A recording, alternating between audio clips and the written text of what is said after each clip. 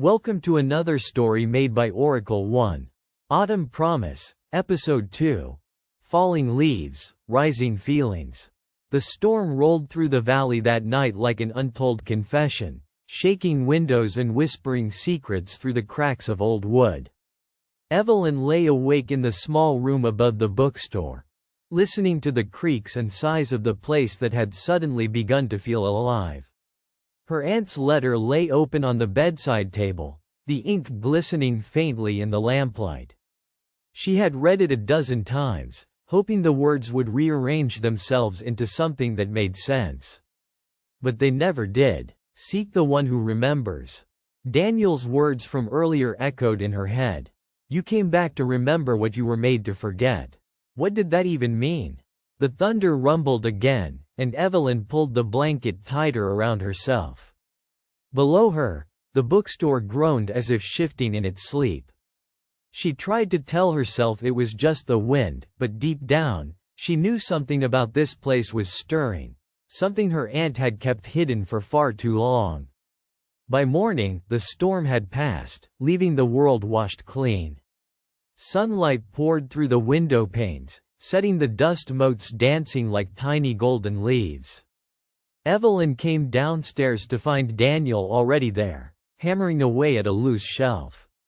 He looked up when she entered, his expression softer than the night before. Didn't mean to let myself in, he said. Door latch was loose again. Figured I'd fix it before it caused trouble. Evelyn crossed her arms. You seem to know this place better than I do. Daniel hesitated, then smiled faintly. Maybe I do. She stepped closer, the letter clutched in her hand. You said I was made to forget. What does that mean, Daniel? What am I supposed to remember? He set down the hammer and exhaled slowly. Let's start with what you do remember. She frowned. I grew up here until I was 9. Then my parents moved us to the city. Aunt Clara stayed. I visited a few summers, but then you stopped, he finished for her. Do you remember why? Evelyn tried to recall. The images came in fragments. A lake surrounded by trees, a carnival on the edge of town, laughter echoing through an empty park.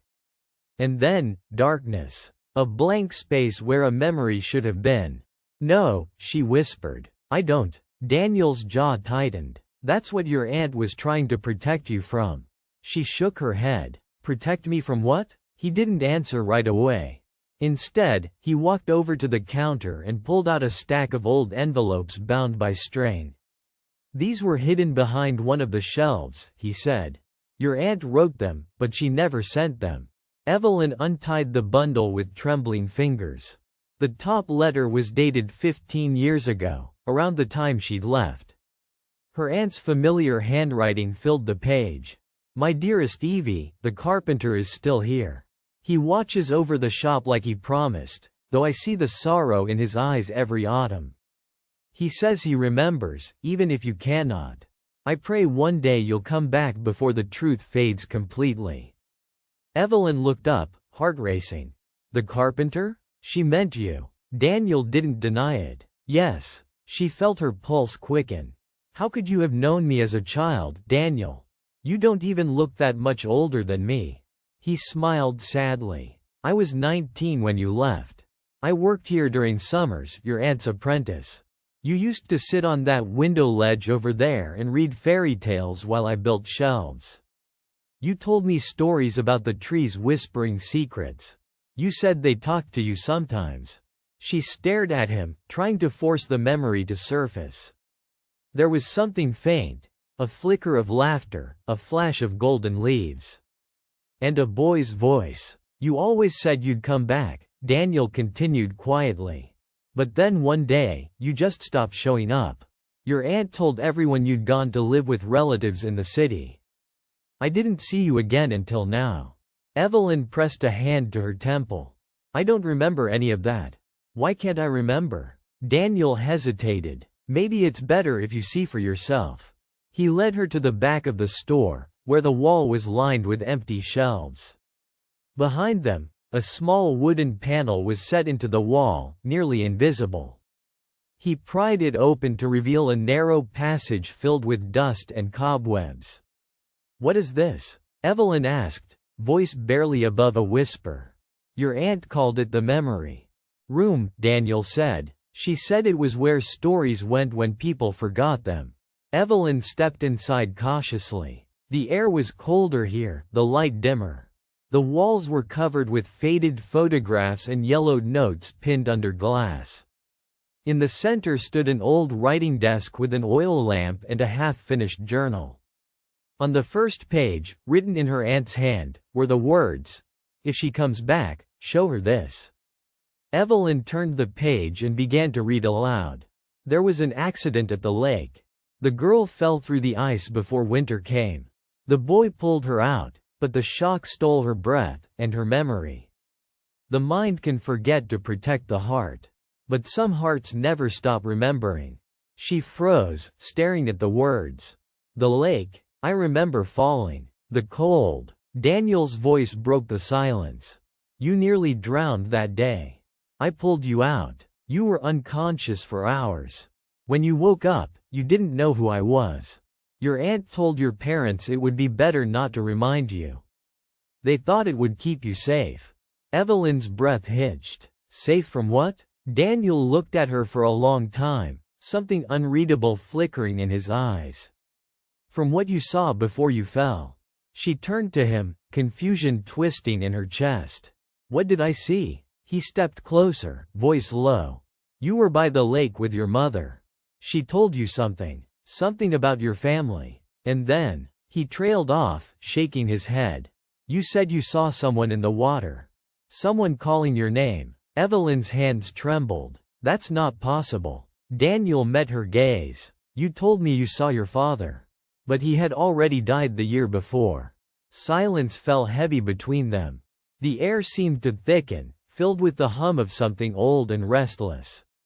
Evelyn turned back to the journal, flipping through pages of her aunt's delicate handwriting.